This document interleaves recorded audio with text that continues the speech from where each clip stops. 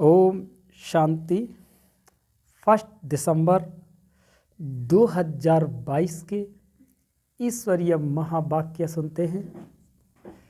आज बाबा क्या कहते हैं, बड़ी मीठी लाइन में मीठे बच्चों के साथ क्या कहते हैं बाबा। योगेश्वर बाप आए हैं तुम्हें राजयोग सिखाने। इस योग से ही तुम विकर्मा जीत बन भविष्य में विश्व महाराजा महारानी बनेंगे। आज का प्रश्न है पहला कि विकर्मों से बचने की कौन सी प्रतिज्ञा याद रखो। तो उत्तर में है कि मेरा तो एक शिव बाबा, दूसरा न कोई, एक बाप से सच्चा रूहानी लव रखना है। यह प्रतिज्ञा याद रहे तो विकर्म नहीं होगा। माया देह अभिमान में लाकर उल्टा कर्म कराती है।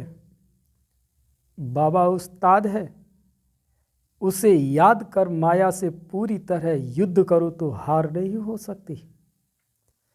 बाबा कौन है?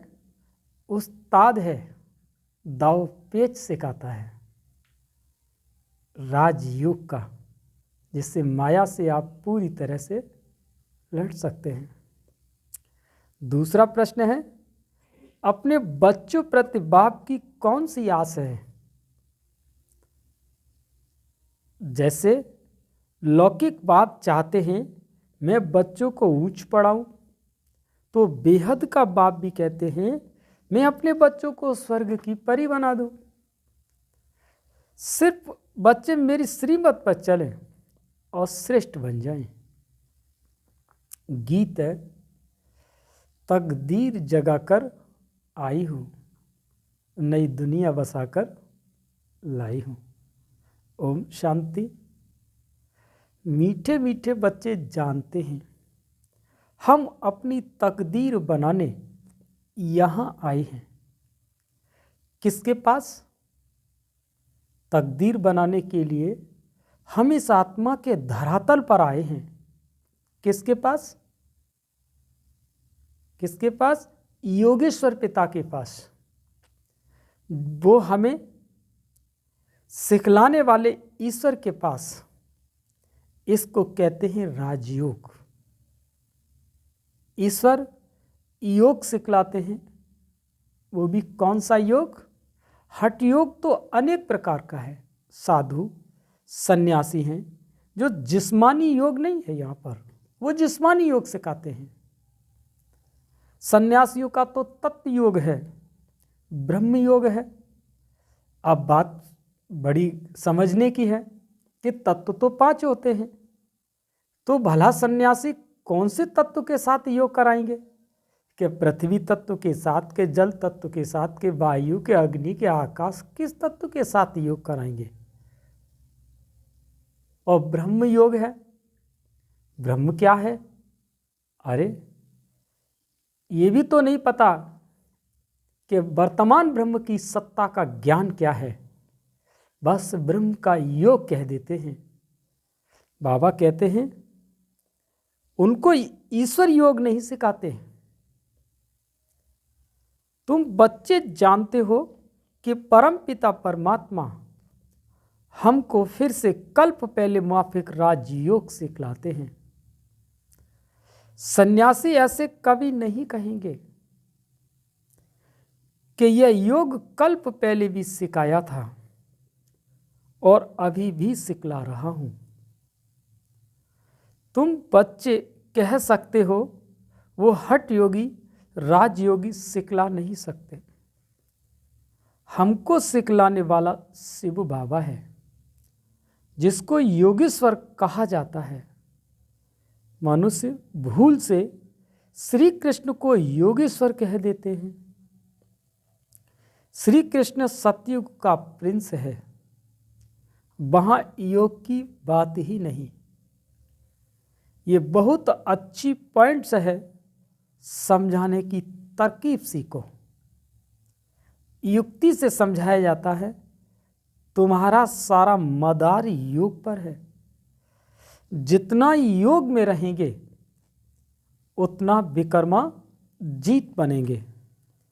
भारत का प्राचीन योग बहुत गाया हुआ है। यह राजयोग परमपिता परमात्मा के सिवाय कोई सिखला न सके, इसीलिए इनका नाम योगेश्वर है। ईश्वर ही राजयोग सिखलाते हैं। किसके लिए राजयोग सिखलाते हैं? क्या भारत को राजाई देते हैं?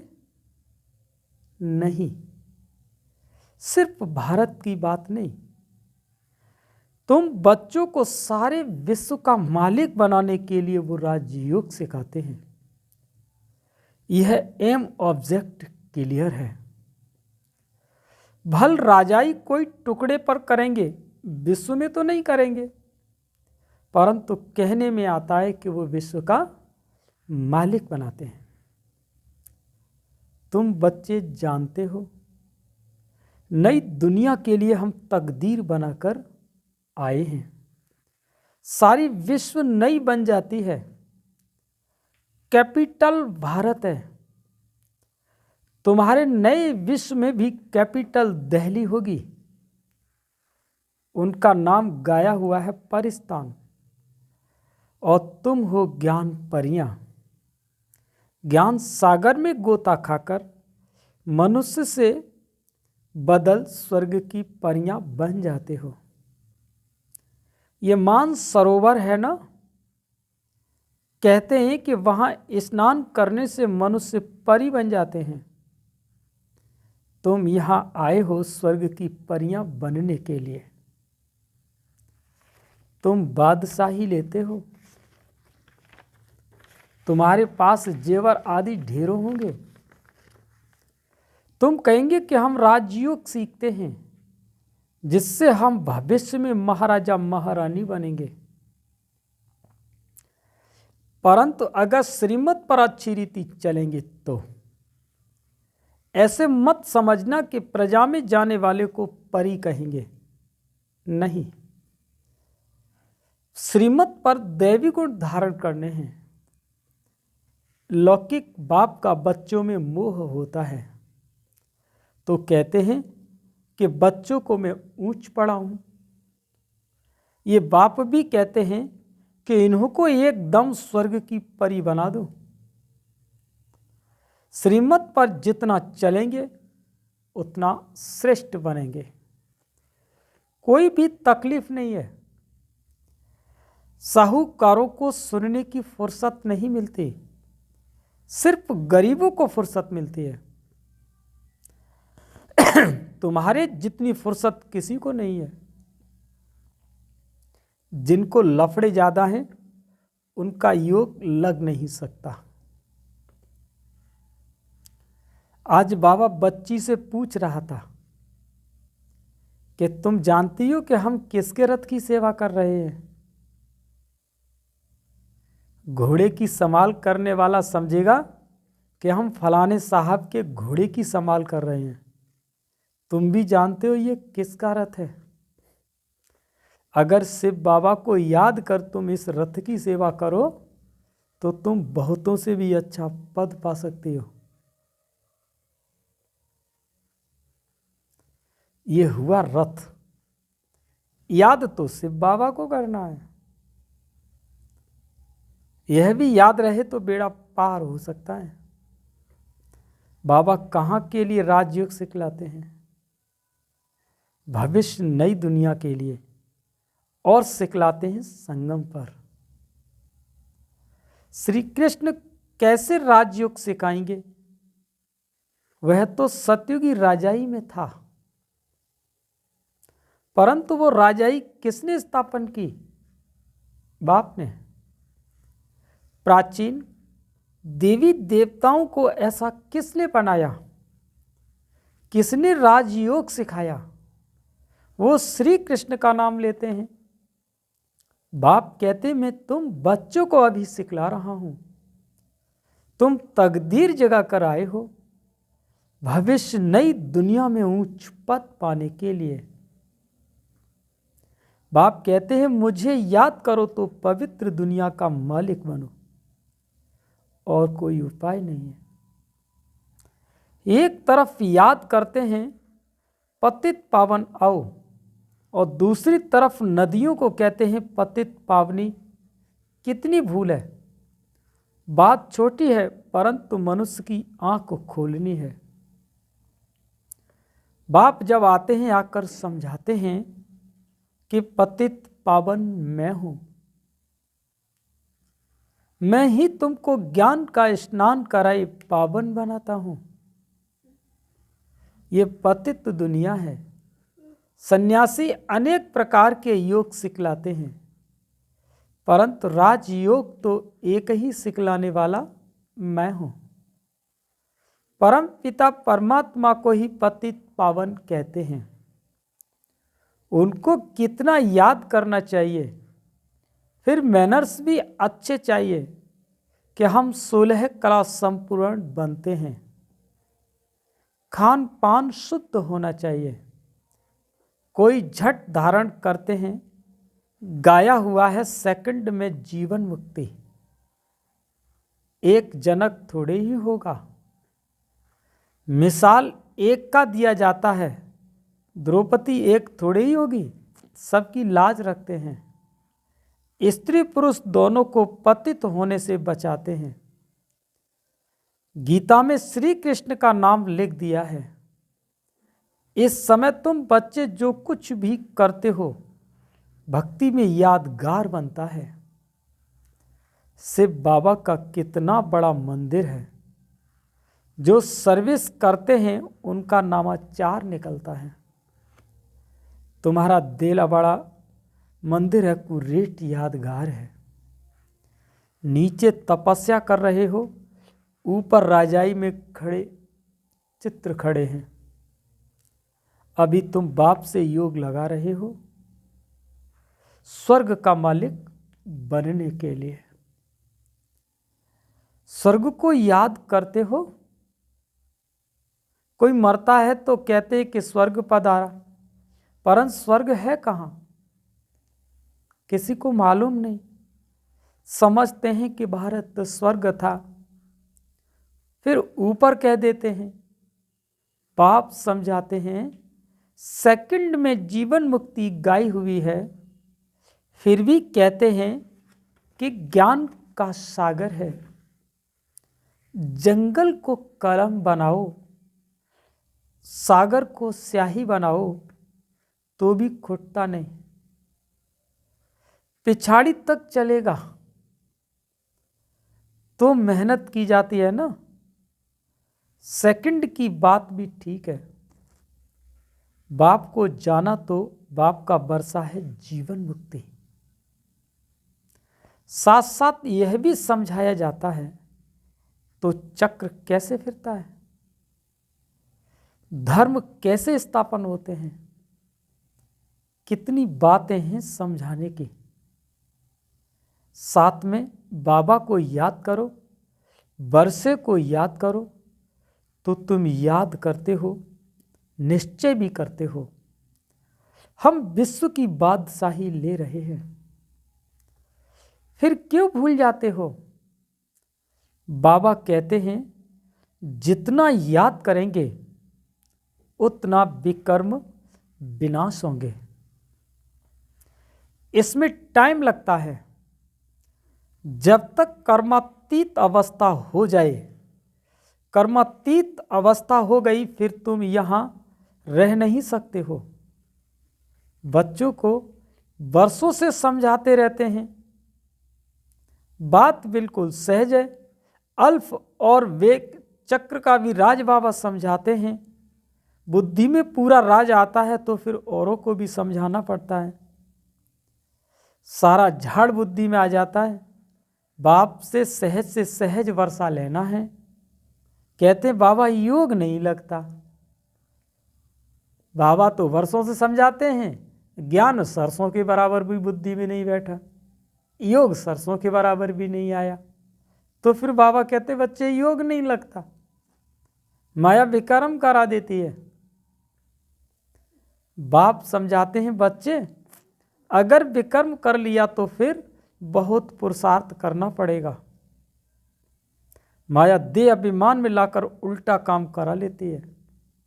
बाप कहते बच्चे मेरा बनकर कोई भी विकर्म नहीं करो, तुमने प्रतिज्ञा की है, मेरा तो एक शिव बाबा दूसरा न कोई। जैसे कन्या की सगाई होती है ना, तो पति के साथ कितना लव होता है, सो बेहद के बाप से कितना लव होना चाहिए। तुम्हारा कितना गुप्त लव है, वो है जिस्मानी और ये है रूहानी। उनकी प्रैक्टिस पड़ गई है, यह तुम घड़ी घड़ी भूल जाते हो क्योंकि नई बात है। अपने को आत्मा समझ बाप को याद करना है। तुम हो खुदाई खिदमतगार, तुम हो रूहानी सेवाधारी, तुम लड़ाई के मैदान में खड़े हो। बाबा उस्ताद भी खड़ा है, कहते हैं माया के साथ पूरी युद्ध करो। जो यह पांच विकार प्रवेश ही न करें। लिखते हैं बाबा ये भूत आ गया, बाबा कहते हैं इन भूतों को भगाते रहो, यह तो अंत तक आएंगे और ही जोर से तूफान आएंगे। अज्ञान में भी कभी नहीं आए होंगे, वह भी आएंगे। तुम कहेंगे कि वानप्रस्थ में थे, कभी ख्याल भी नहीं आता था। ज्ञान में आने से काम का नशा आ गया, स्वप्न भी आते रहते हैं। यह क्या, ये वंडरफुल ज्ञान है। कोई मूझ कर छोड़ भी जाते हैं, बाबा बता देता है तूफान तो बहुत आएंगे। जितना पहलवान बनेंगे माया बहुत पछाड़ेगी, इसीलिए महावीर वन स्थैर्यम रहना है, बाबा की याद में रहना है। कर्म में नहीं आना, कर्म में आने से विकर्म बन जाता है। बहुत पुरुषार्थ करना है, खराब आदतें निकालनी हैं। अविनाशी सर्जन जानते हैं, यह बाबा भी जानते हैं, माया के अनेक प्रकार के विघ्न पड़ते हैं। यहाँ बहुत शुद्ध बनना है। चाहते हो कि हम सूर्यवंशी बने तो लायक बनना पड़े। यह राजयोग प्रजा योग नहीं है, तो पुरुषार्थ कर राजाई लेनी चाहिए। तुम युक्ति से गुप्त रीति से कहाँ भी जा सकते हो, बोलो हमको बताओ, हम किसको याद करें जो हम दुख से छूट जाएं। भला कहते हैं कि भारत का प्राचीन योग वो क्या है। हम आपको राजयोग सिखला सकते हो जो हम राजा बने।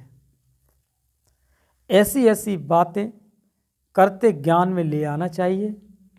तुम ऐसी पहलवानी दिखाओ जो एक ही बात से उनकी बुद्धि ढीली हो जाए। क्या कहा बाबा ने, ऐसी पहलवानी दिखाओ उनकी बुद्धि ढीली हो जाए। युक्ति वाले चाहिए। तब बाबा पूछते इतने सर्विस एबल बने हो, बहुत संभाल रखनी पड़ती है। इस दुनिया इस समय बहुत गंदी है। यह भी एक कहानी है कि द्रौपदी के पिछाड़ी कीचक लगे, इसीलिए बाबा कहते बहुत खबरदार रहना। क्या रहना, बहुत खबरदार रहना। मूल बात है राजयोग की। किसी को भी समझाओ कि ये राजयोग सिखलाया है बाप ने, नाम डाला है बच्चे का, और दूसरी यह बात सिद्ध करो कि गीता का भगवान शिव है, जिससे स्वर्ग का वर्षा मिलता है। समझाने की युक्ति चाहिए। तुम्हारी सर्विस है रूहानी, वह सोशल सर्विस भी जिस्मानी करते हैं, वो है जिस्मानी सोसाइटी, ये है रूहानी सोसाइटी। रूह को इंजेक्शन लगता है तब कहते हैं कि ज्ञान अंजन सतगुरु दिया। अब आत्मा की ज्योति बुझी हुई है। मनुष्य जब मरते हैं तो दीवा जलाते हैं, समझते कि आत्मा अंधेरे में जाएगी। बरोबर बेहद का अंधियारा है, आधा कल्प घृत ही नहीं पड़ा, आत्मा की ज्योति बुझ गई। अब ज्ञान का घृत पड़ने से रोशनी हो जाती है। अब बाप बच्चों को कहते हैं मामेकम याद करो। ये श्री कृष्ण तो नहीं कह सकते हम आत्मा भाई भाई हैं, बाप से वर्षा ले रहे हैं। अच्छा, हम कितना समय याद में रहते हैं, यह चार्ट रखना अच्छा है। प्रैक्टिस करते करते ये अवस्था पक्की हो जाएगी। यह युक्ति अच्छी है, सर्विस भी करते रहो, चार्ट भी रखो, फिर उन्नति को पाते रहेंगे। अच्छा, मीठे मीठे सिकीला दे बच्चों प्रति माँ पिता बाप दादा का याद प्यार और गुड मॉर्निंग। रूहानी बाप की रूहानी बच्चों को नमस्ते। हम सभी रूहानी बच्चों की रूहानी माता पिता बाप दादा को याद प्यार गुड मॉर्निंग, नमस्ते नमस्ते नमस्ते। अब सुनते हैं धारणा के लिए मुख्य सार। पहला पॉइंट, कोई भी भूत अंदर प्रवेश न हो, इसकी संभाल रखनी है। कभी भी माया के तूफानों में मूझना नहीं है, खराब आदतें निकाल देनी है, याद का चार्ट रखना है, साथ साथ रूहानी सेवादारी बन रूहों को ज्ञान का इंजेक्शन लगाना है। आज का वरदान है, कोई भी कार्य करते सदा दिल तख्त नशीन रहने वाले बेफिक्र बादशाह भव। जो सदा बाप दादा के दिल तख्त नशीन रहते हैं वे बेफिक्र बादशाह बन जाते हैं, क्योंकि इस तख्त की विशेषता ही है कि जो तख्त नशीन होगा वो सब बातों में बेफिक्र होगा। जैसे आजकल की कोई भी स्थान को विशेष कोई न कोई नवीनता और विशेषता मिली हुई है, तो दिल तख्त की विशेषता की है कि फिक्र आ नहीं सकता। ये दिल तख्त को वरदान मिला हुआ है, इसीलिए कोई भी कार्य करते सदा दिल तख्त नशीन रहो। आज का स्लोगन है, नंबर अगर आगे लेना है तो स्नेह और सहयोग के साथ शक्ति रूप धारण धरो, शक्ति रूप धारण करो। अच्छा, ओम शांति।